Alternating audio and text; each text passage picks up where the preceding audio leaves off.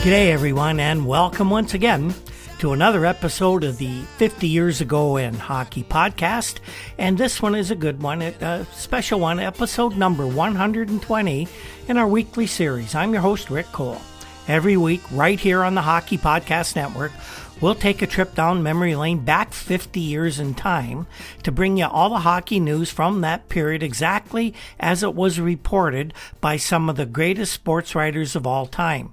This week, it's February 28th to March 6, 1972. Well, if you like what we do here every week on the Hockey Podcast Network, you can help us out a lot by going to patreon.com/hockey50years and subscribe to this podcast. Subscribers get early access to every week's free podcast. That's a given every week. We also have some other very special episodes that we provide several times a month. We haven't been getting as many out as we like to lately, and I'll get to that in a minute. But what we do put out is pretty interesting, and we like to get a little more deep into the issues that were rocking the hockey world back then. The WHA is one of our main topics in the year 1972, and you're going to learn a lot about that you might not hear anywhere else. Now, I want to give you a bit of an update on our situation here. As many of you know, we've taken a step back from the Twitter feed during this past week.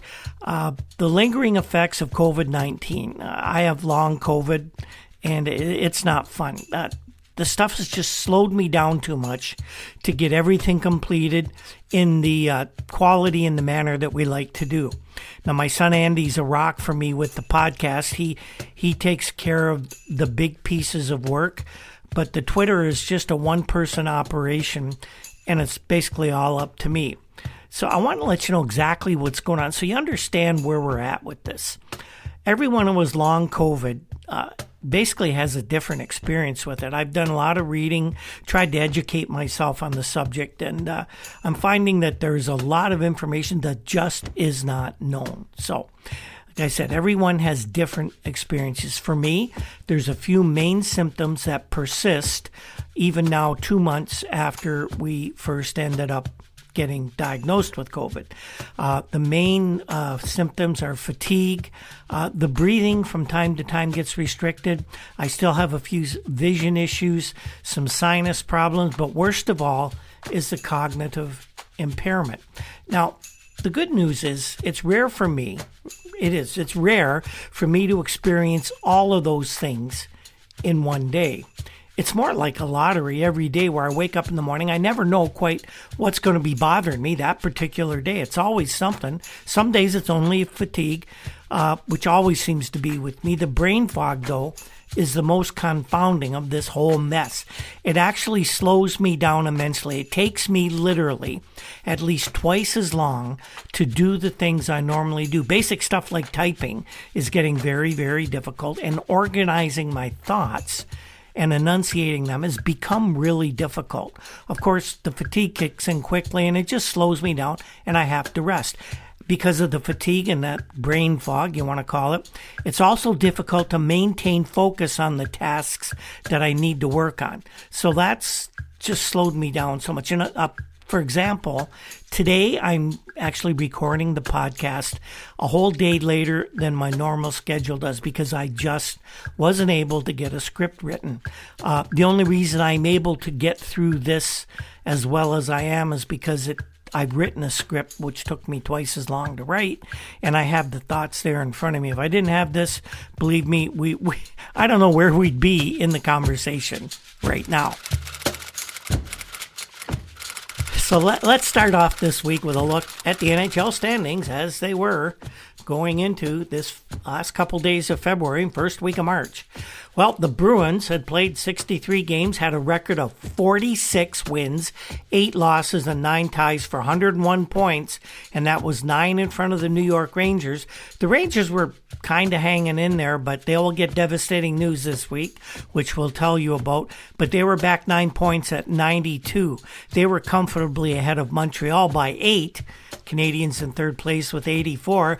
And then it was a dogfight for fourth place in that Eastern Division. Detroit and Toronto each with 63 points as the week began. The Wings with a 27-9 record compared to the Leafs, 26-27 and 11, so the Red Wings had a game in hand. Then the Sabres had taken a 3-point lead over the Canucks for the battle of the 1970 expansion teams, 41-38. In the West, the game Minnesota North Stars were starting to finally lose a lot of ground to the powerful Blackhawks.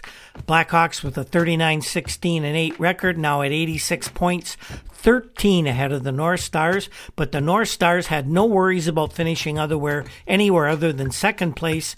The final playoff spot was a dogfight between four teams at this point. The Blues had 53 points, the Seals 51, the Flyers 49, and the Penguins 47.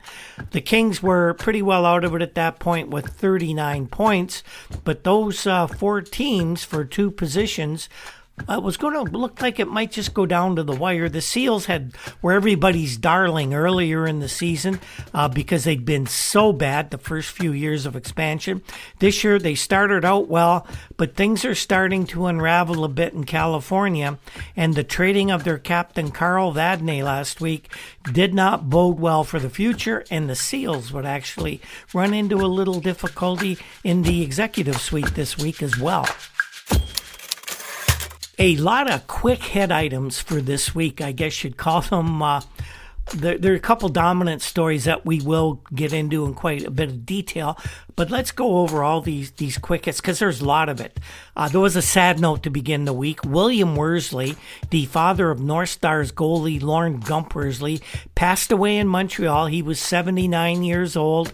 The Gumper carried on though, and he did play this week for the North Stars, but it was with a heavy heart. Gump credited his dad Bill for getting him into the goalkeeping game. Now, the Bruins, as we mentioned, were starting to run away with the Eastern Division and, in fact, the overall lead as well in the NHL. They completed this week a 6-game road trip by winning all 6 games on the road. The streak saw Phil Esposito manage to move into the NHL goal-scoring race just ahead of Jean Rattel. More on Jean later. But Jerry Cheevers, the Bruins goalkeeper, extended his personal unbeaten streak between the pipes for the Bruins to 25 consecutive games.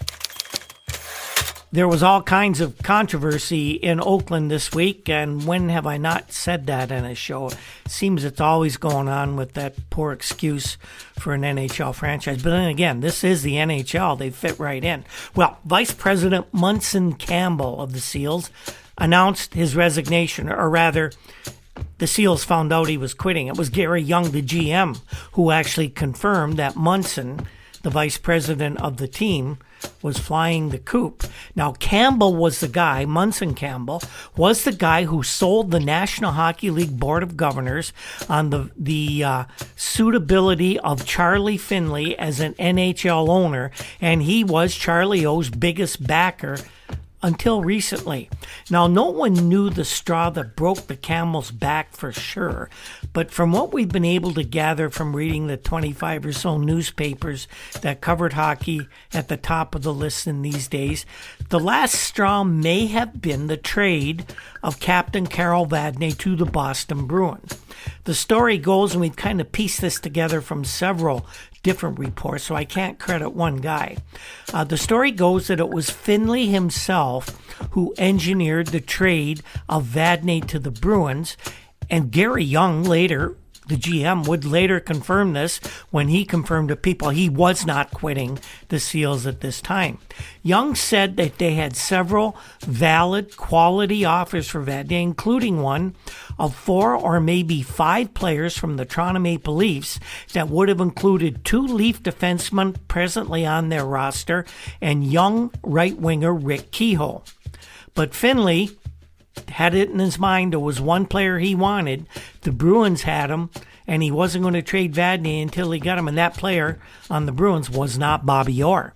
The player he wanted was young right winger Reggie Leach, and he got him along with Rick Smith, a fair to middling defenseman, and a guy named Bob Stewart, who he played in the NHL, but he really never amounted to much.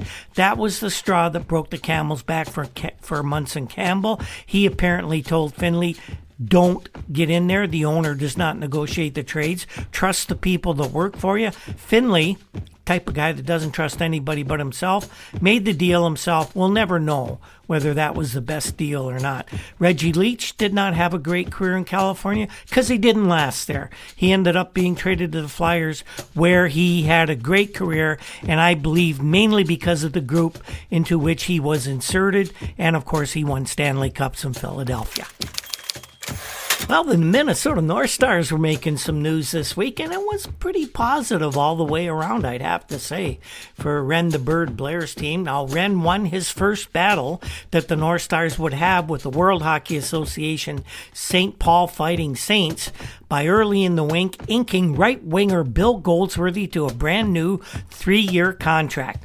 Goldsworthy was the main target of the new St. Paul club. He wasn't their first draft pick in that WHA draft. That honor went to Henry Boucher, who last week signed with the Detroit Red Wings.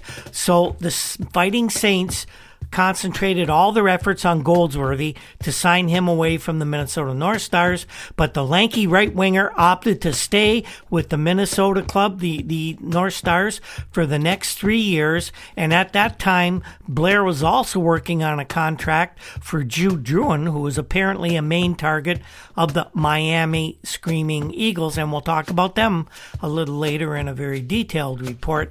And we have some more coming up as we go chronologically through the week with the quick hits from the North Stars. Now, Danny O'Shea was recently traded from Chicago to St. Louis Blues. He had been acquired last year from the North Stars by the Blackhawks. Well, he was really happy to have landed with St. Louis. Danny said, he told Bob Verdi, by the way, this of the Chicago Tribune, he said, I was depressed in Chicago. I wasn't getting much ice time. I was playing badly because I wasn't relaxed. St. Louis is a young team and in a rebuilding stage. Danny says that now he's playing on a regular line with a regular shift, and he would have been glad to be in Chicago for the playoff money they're obviously going to earn this year, but he says he wouldn't have gone back to Chicago for another year, meaning he has options, and the WHA is probably one of them. You know, the expansion teams really do have some interesting stories coming out. Here's one from Buffalo this week, Dateline Buffalo, New York, February 28th. Police suspect an inside job in a theft of $24,347 in concession receipts from Buffalo's Memorial Auditorium. 3 masked gunmen jumped from the shadows of a garage and took the cash from 2 Sports Service Corporation employees and their way to a bank. Sports Service was the company that had the concession rights for the odd.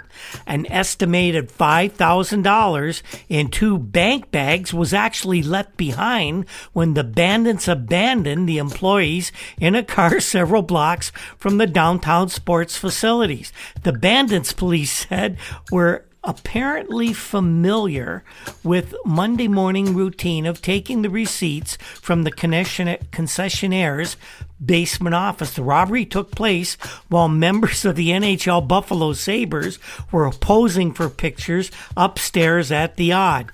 It followed the busiest sports weekend in the auditorium's history, with 50,000 fans visiting the arena to watch pro hockey and basketball games, 4 college basketball games, and an open practice from the National Basketball Association Buffalo Braves.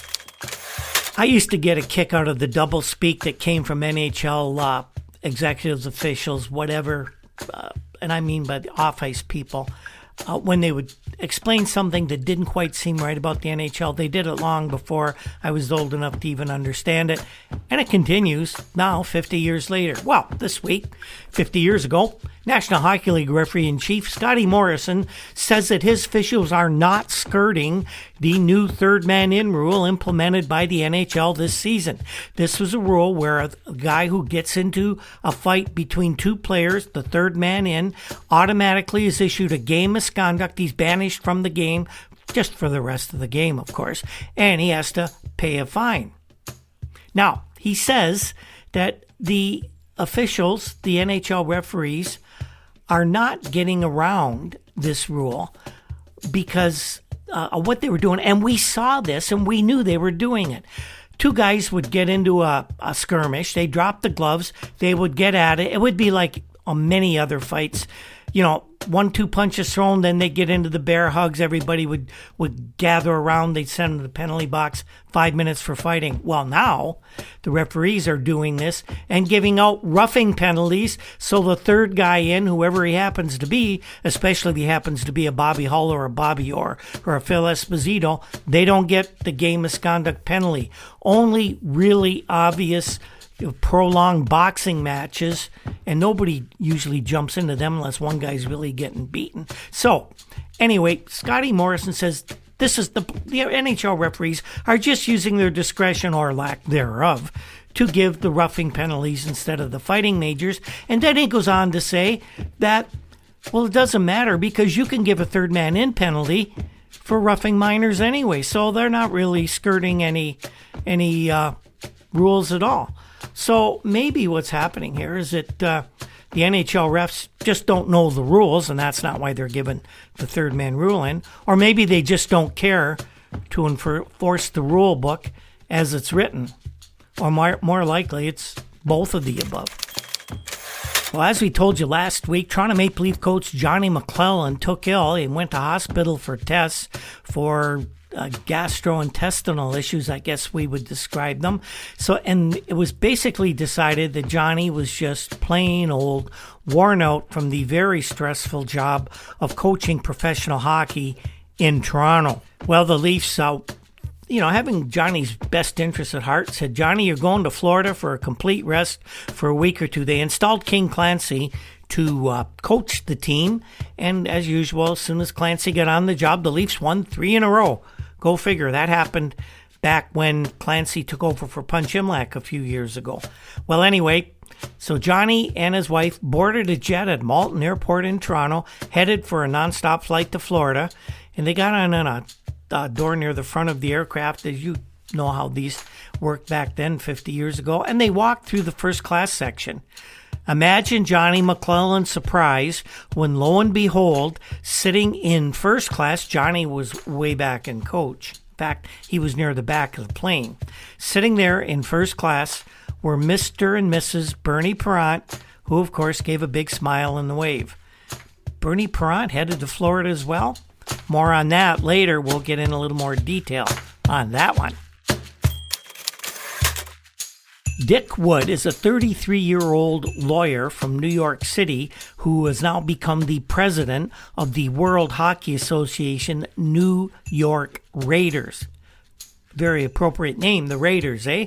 Or maybe they just wanted to sound like the New York Rangers, hoping that New York sports fans are dumb enough to mistake one product for the other. Who knows? Who knows what the WHA guys are thinking these days? Anyway, Wood says that Al Kazmarek is a fellow that the league has kind of contracted to scout the European hockey leagues and bring over the best European players for the World Hockey Association. He apparently has been given finder's fee for every player that he's found. Somebody said it was as much as $1,500 a player, maybe $2,000 a player. Wood says that Kazmarek has already, at this point, signed 100 European players for the WHA. Well, we'll just see how many of them actually end up. And I wonder if they're signing at high contracts translators for training camp this fall. Now, Wood also told reporters this week that his team, and this is something, I'm 100% behind this. As many of you know, I have a background in anti-racism training, and issues of race equality are very, very strong to me. Wood also told reporters this week that the New York Raiders aim to sign the 2 black players who are presently in the upper levels of pro hockey, Alton White of the Providence Reds and Willie O'Ree of the San Diego Gulls. A lot of talk in hockey circles around the NHL this week that Vancouver coach Hal Lako's job although he was given a vote of confidence about a month ago, a lot of people think he's going to be gone before the season's end. Now that they are losing the battle for last place, they're going to win the battle for last place, actually, with the Buffalo Sabres. Well, Bud Poile was at a couple of different breakfast meetings this week, service club meetings kind of thing. You've been to them, Rotary Club meetings, stuff like that.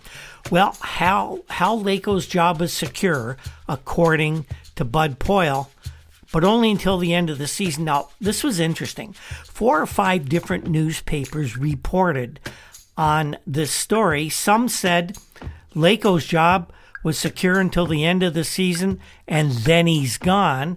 And others interpreted Poile's remarks, which, by the way, I'm not going to quote it because the quotes all say different things.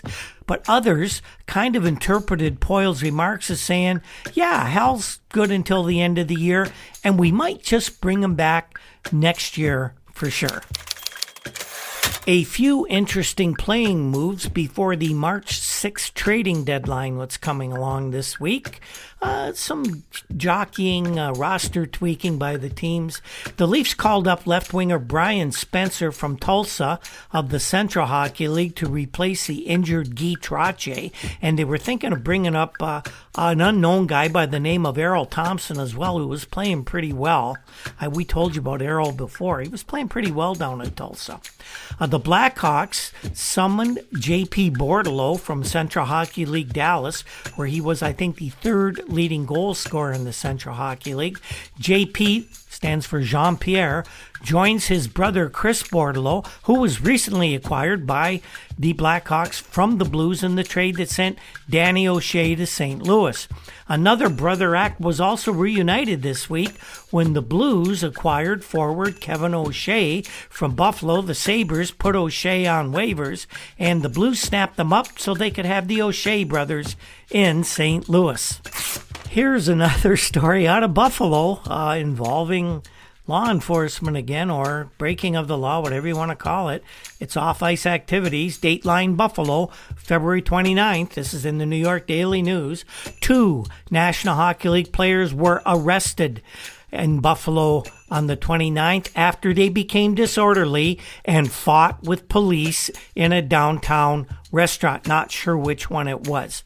Stan Gilbertson, 27, and Joseph Johnson, 23, both of Oakland, California, during the winter, and members of the California Golden Seals, pleaded guilty to public intoxication and disorderly conduct in Buffalo City Court. Judge James L. Kane sentenced the men to an unconditional discharge after their lawyer, Richard M. Wazinski, told the court his clients were leaving the city. Judge Kane dismissed additional charges of resisting arrest against both defendants with the approval of the district attorney's office. Patrolman Thomas Panabianco and Gerald Batshold said they were summoned to the restaurant about 4:30 a.m.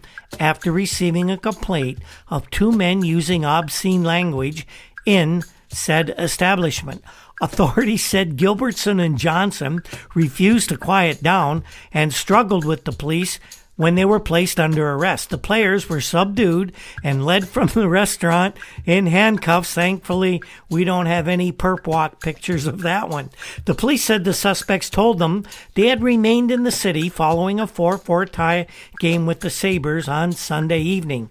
Gilbertson assisted in 2 goals and then teamed up with Johnson for a third score. Authorities said the men were leaving Buffalo this afternoon for a game in New York on Wednesday. You'll remember Ed Fitkin, the former Hockey Night in Canada broadcaster, Toronto sports journalist. You remember he worked for Jack Kent Cooke and the Kings their first couple of years. Well, Ed has resurfaced in the World Hockey Association. He was named the general manager of the San Francisco franchise, but that job went down the drain when the San Francisco franchise went down the drain and was moved to Quebec City.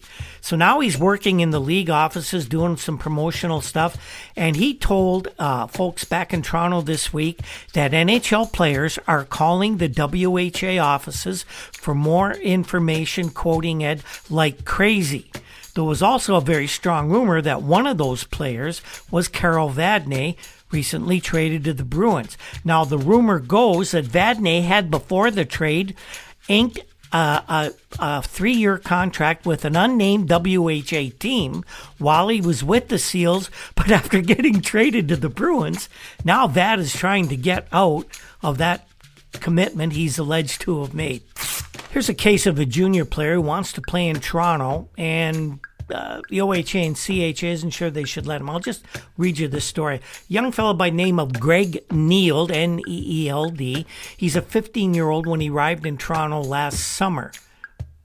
He came from Vancouver, and he had his rights transferred to the OHA from the British Columbia branch of the CAHA.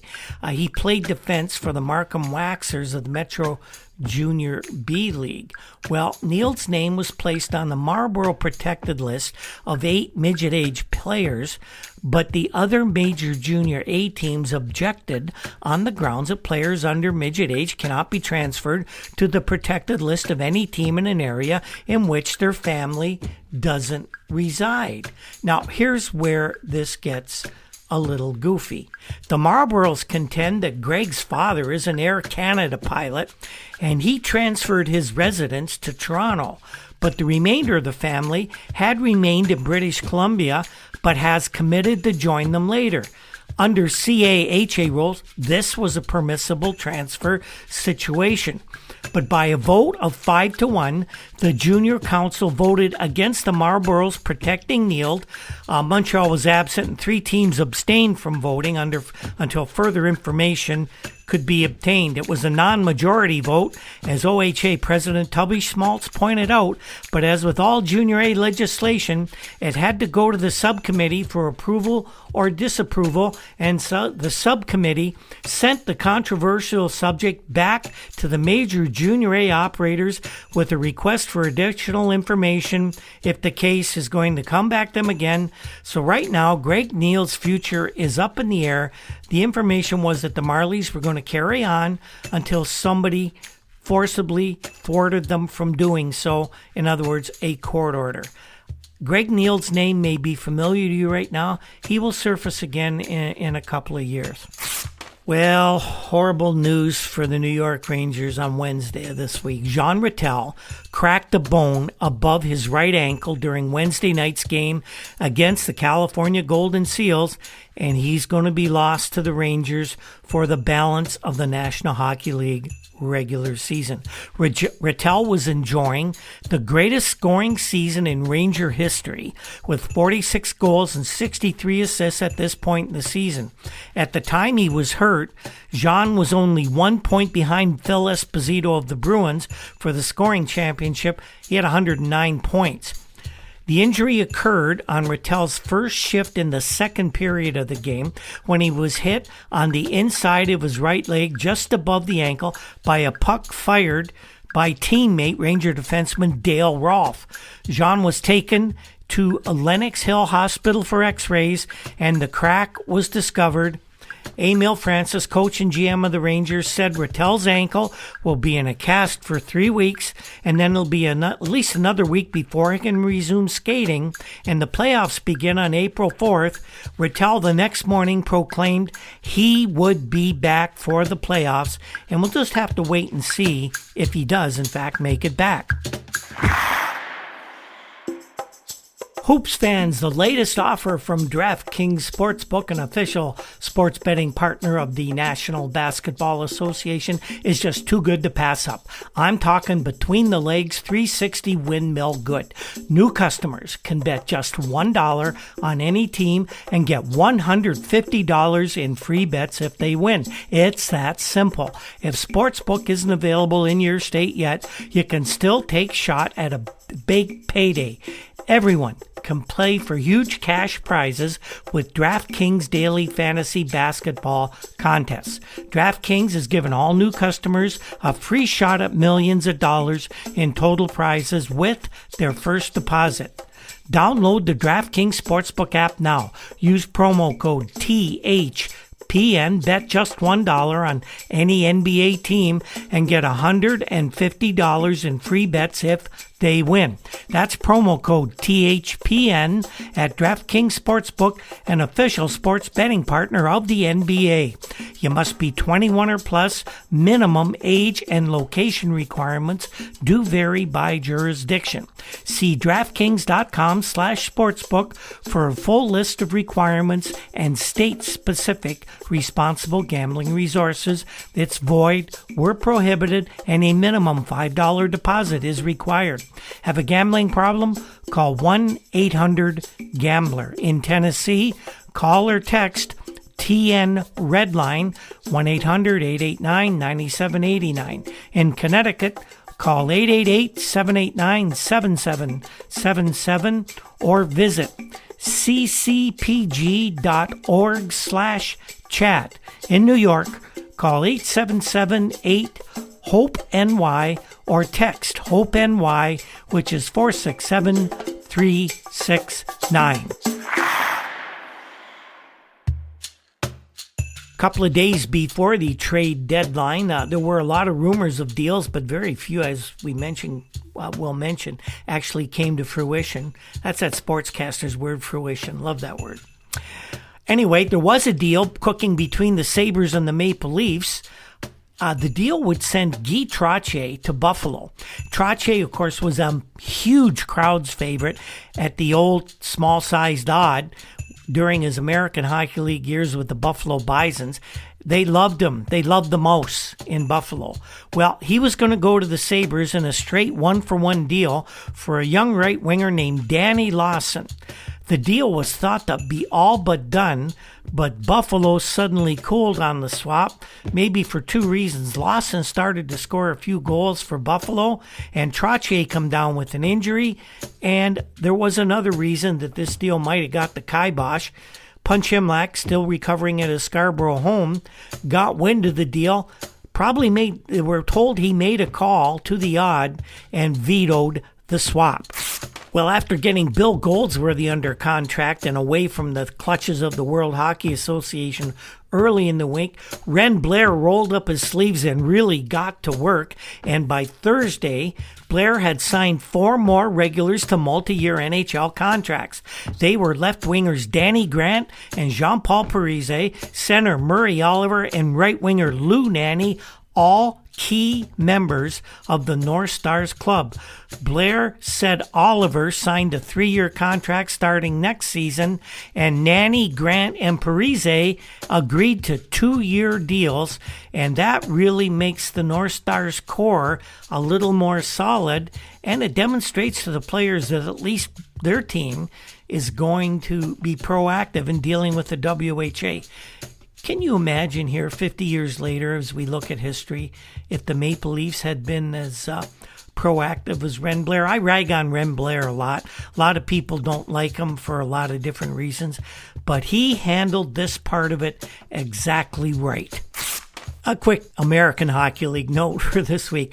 It was an undernourished Boston Braves hockey team that hit the ice in Providence Sunday. If you ever played hockey at any high level, or even not at a high level, you know these kind of things went on. If you could get away with it, you did. Now, the reason the Boston Braves were undernourished in Providence, well, the night before they were to play in Providence, the Baltimore Clippers stole the Braves' dinner, probably in retaliation for being beaten 4-1 by the Boston Braves. Now, here's what happened.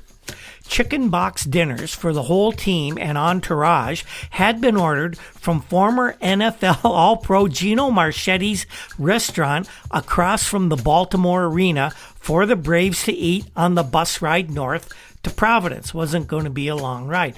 When goalie Dan Bouchard and business manager Ken Fraser trekked over to Marchetti's restaurant to pick up the food, it wasn't there. What had happened was the Baltimore Clippers team had scoffed the chicken to eat on the way to Tidewater and their Sunday night game. So it was an empty-bellied Boston team that arrived in Providence. Who knows, with some chicken under their belts, the Braves might have beaten the Reds instead of settling for a tie. Anytime a National Hockey League record is tied or broken, it's usually a noteworthy occurrence. But we had a really interesting incident take place this week on Thursday night. Two goalies playing in entirely different games tied the National Hockey League record for assists in a season by a netminder. That's right.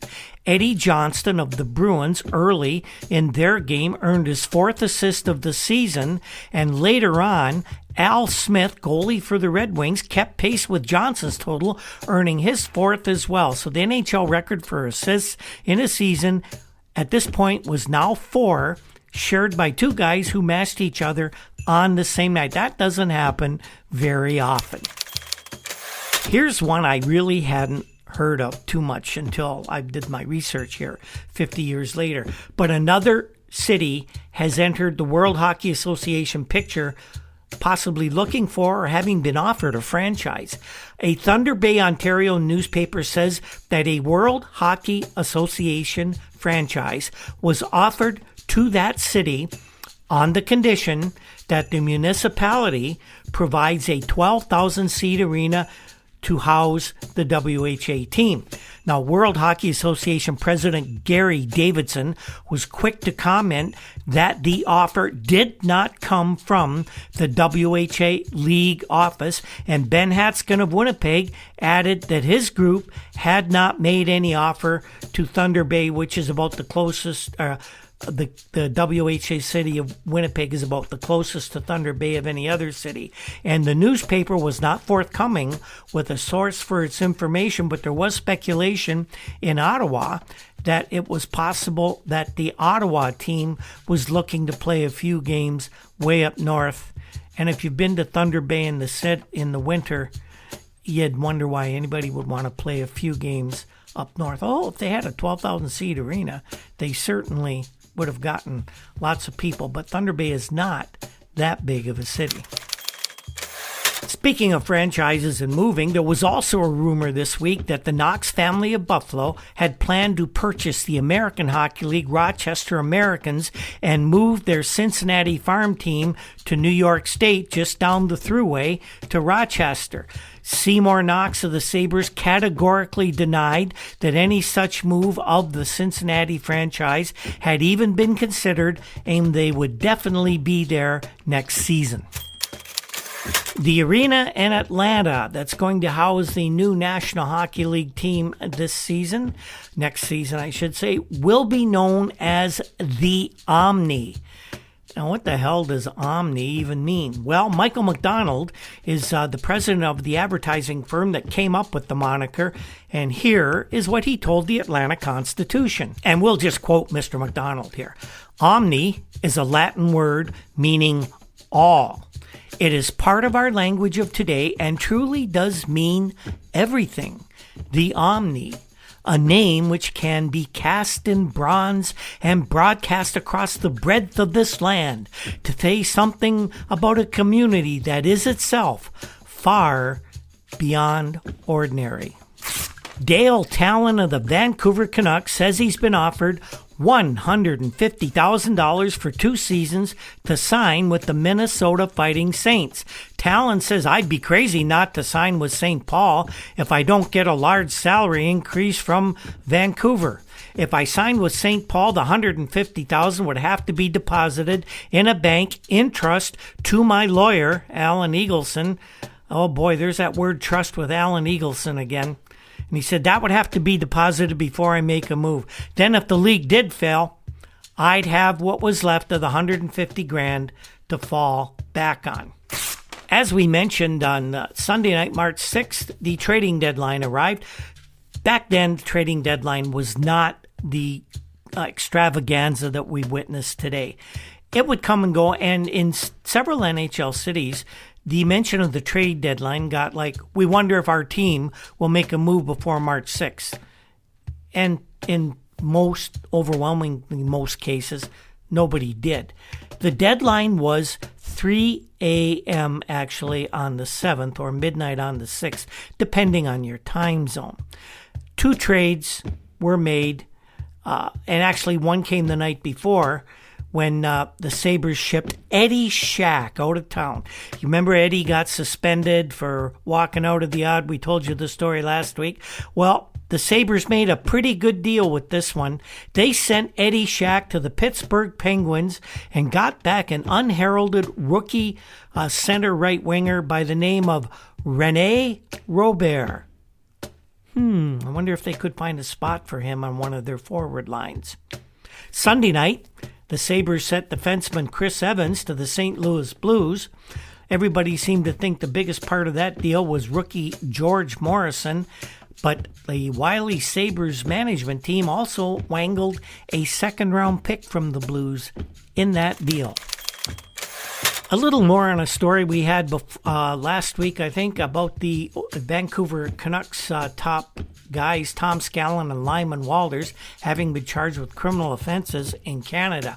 Well, they were remanded out of custody without plea when they appeared in provincial court charged with theft of about $3 million from the NHL club's corporate organization. Judge Larry Eckert remanded the Minneapolis, Minnesota men to April 4th when a date would be set, possibly for mid-July, for the case to be heard. Mid-July, that'd be pretty quick of a case of this magnitude. 50 years later, it's going to take months and months and months and months and months for that. Scallon is president and Walters vice president of the Medical Investment Corporation, properly known as Medicor, of Minneapolis, and they control the Canucks through a 60% shareholding in Northwest Sports Enterprises Limited, owner of the Vancouver club. Both hold similar positions in Northwest Sports. Moments before appearing before Judge Eckert, the two men were officially served with summonses issued on February 22nd on information sworn by Andrew B. Campbell, an investigator for the British Columbia Securities Commission. The summonses were not read in court, but the information claims that Scallon and Walters stole about $3 million from Northwest Sports on or about December 15, 1970, and did they unlawfully make, circulate, or publish a prospectus dated November 13, 1970, that they knew to be false in a material particular with the intent to induce members of the public to become shareholders in Northwest Sports. Although no plea was entered at this court appearance, both men have categorically denied the charges. Each charge carries a maximum penalty of 10 years imprisonment or a $10,000 fine. Gord Walker of the Globe and Mail reports on the Ontario Hockey Association Junior A Series, the major Junior A in Ontario, and he found a guy pretty interesting. He wanted to talk about him, and he gave us this report this week. Last spring, Roger Nielsen put 20,000 miles on his car chasing around the province to see mostly midget tournament hockey games, and that's one big reason why the Peterborough Petes are in the upper echelons of the Ontario Hockey Association Major Junior A Standings. Nielsen is not only a very good coach, he's an excellent judge of hockey talent. His personal observation of players recommended by his scouts is the basis for his selections at the annual draft of overage midget players. Because of his consistent success in this lottery, it has been referred to as the Roger Nielsen benefit draw. Why does it work so well for him? Why do so many of his draft choices make it big in junior hockey? Well, they have to make it, Roger says. If they don't, where am I going to get my players? That's why we told our first three choices for the past 4 years, we've got a spot for them. We put them into school right away. That gives them the confidence to do the job. At last spring's draft, Nielsen picked 3 defensemen and a forward in the first 3 rounds, including an extra first-round choice from a Toronto Marlborough trade, and all 4 became regulars. The defensemen are Paul McIntosh, Mike St. Cyr, and Jim Turkowitz, and the forward is Billy Evo. In mid-December, the Petes almost lost all 4 in a multi-car crash on Highway 401 while they were on their way to their southwestern Ontario homes for a weekend visit.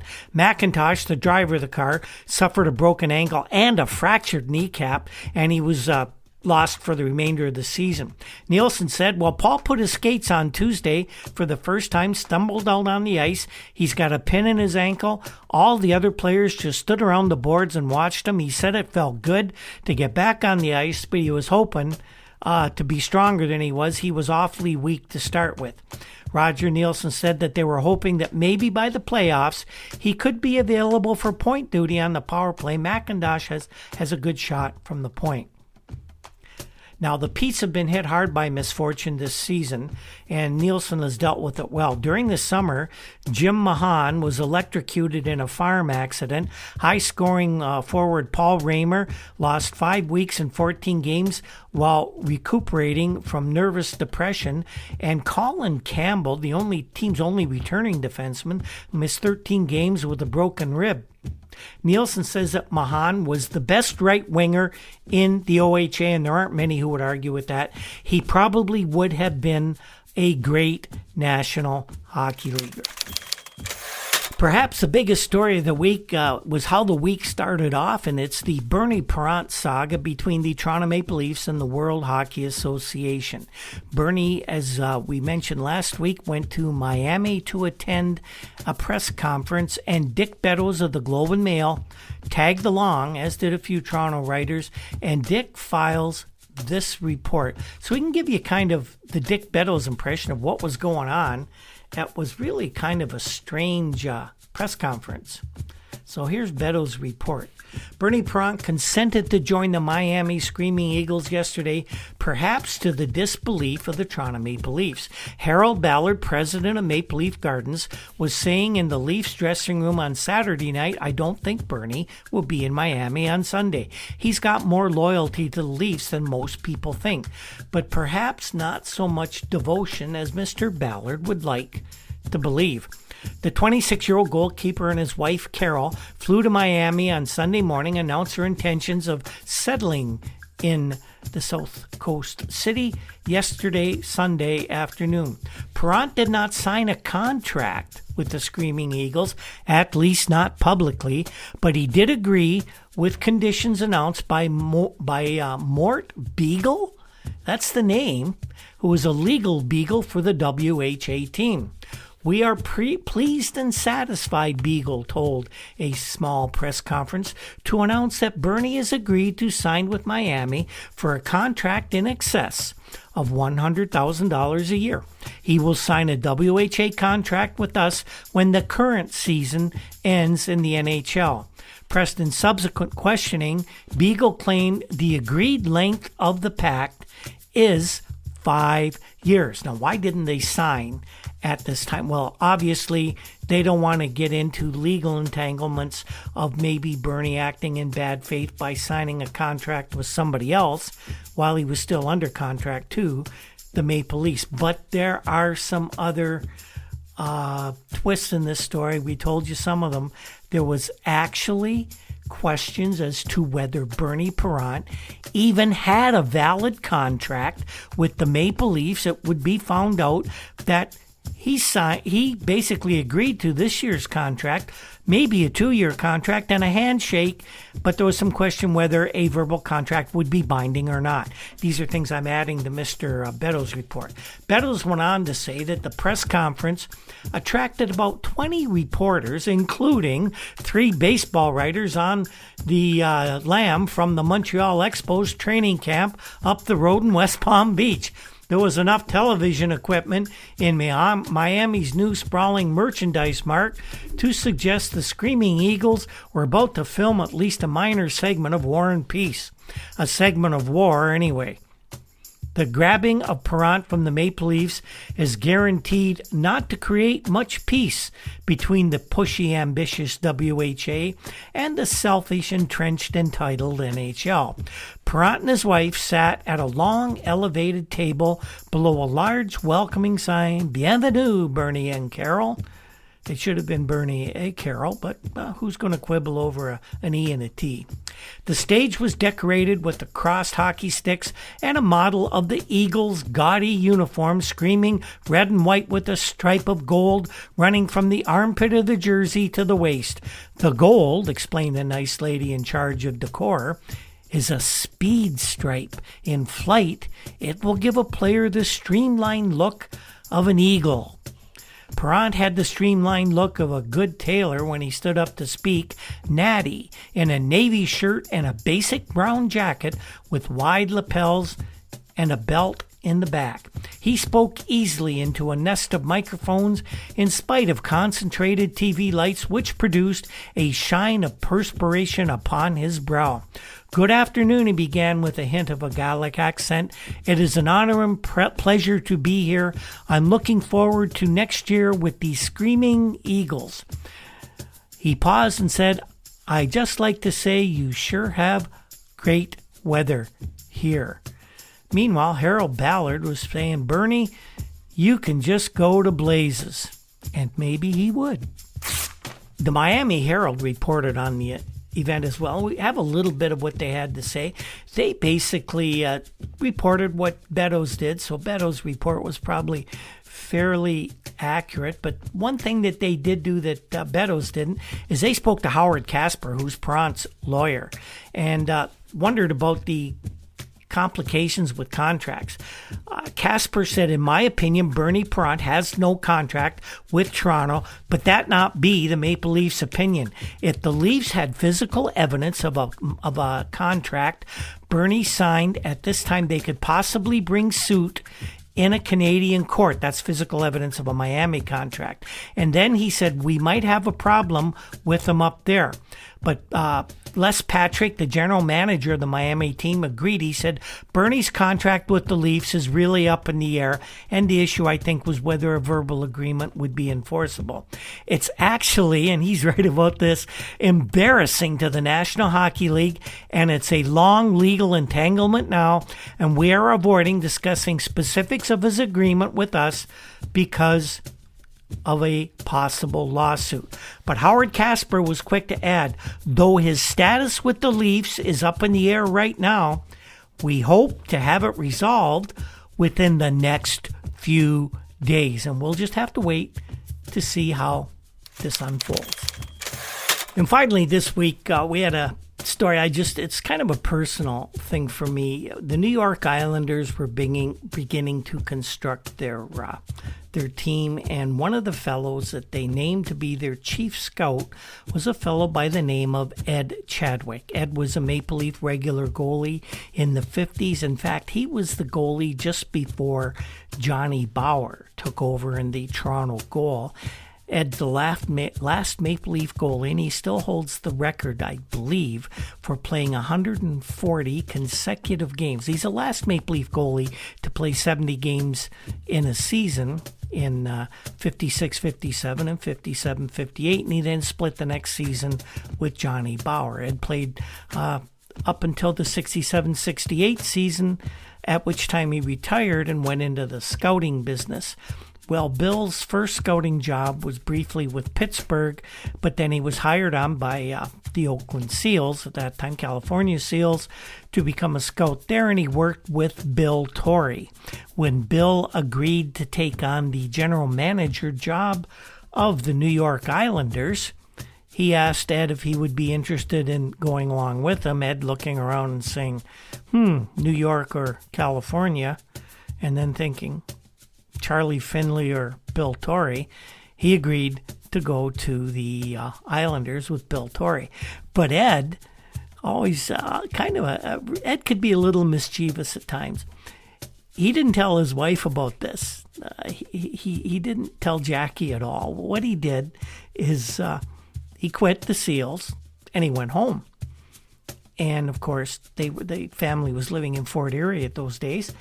And when he arrived home, Jackie said, what are you doing here? And he said, I quit. And she says, what are we going to do for money? And Ed said he was going to try and prolong the prank a little longer. But then he said, no. He says, I got a job already. Don't worry. He says, I'm going to be in New York. We'll be a lot closer to home. And I'm going to be doing the same job, but I'm going to be doing it with Bill Torrey, who was a good friend of Ed's at that time. So Ed was interviewed by a couple of different newspapers around New York that were trying to give the Islanders some good coverage. And And he told me all these years later in a conversation we had in the last week or so, exactly what he told them back then. I found it amazing because I didn't mention about the stories I read, but he told me just how tough it was going to be and how he was hitting the ground running, and he was immediately going down to Fort Worth and the other teams in the Central League to scout the players that he hoped would be available in the expansion draft. And that's exactly what he told the papers back 50 years ago. In fact, he said back then that the first place he went to was Fort Worth, and Ed would eventually end up as the general manager coach of that Fort Worth farm team in the Central Hockey League for the New York Islanders. And he still remembers it all these days later at age 89.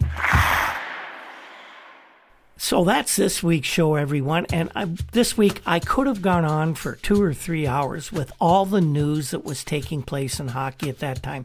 And we'll probably have a few of the longer stories that were coming out at this time. We're going to have those in an upcoming overtime session. So a good idea to subscribe to the podcast.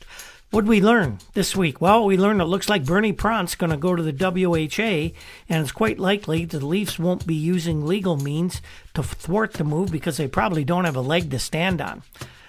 We also learned that there's a very successful junior coach named Roger Nielsen who looks like he's a hockey workaholic, and he just might have a future in the NHL. We saw the trade deadline come and go, relatively uneventful trade deadline, and the Islanders named some scouts. One of them, good friend of mine, although we didn't know each other at the time. I've learned a lot about hockey from Ed Chadwick right up to this day. The 50 Years Ago in Hockey podcast is produced by Andy Cole. I couldn't do this without him. There's just no way I can thank him enough for all the hard work he puts into this. Andy also produces podcasts professionally. If you're thinking of doing something like this, get a hold of me. I'll hook you up with Andy. Maybe he can be of service to you. He is a true media professional. Very popular Juno-nominated Toronto indie rock group, the Rural Alberta Advantage. They provide our introduction and exit music. If you ever get a chance to see them perform live, and they are going on tour this year, they put on a great high-energy show. Other musical pieces that you hear in the podcast are authored by Andy Cole as well. Our research comes from files of the Toronto Star, Toronto Globe and Mail, and the many publications found at newspapers.com. You can find us on Twitter at @Hockey50Years, on Facebook under 50 Years Ago in Hockey.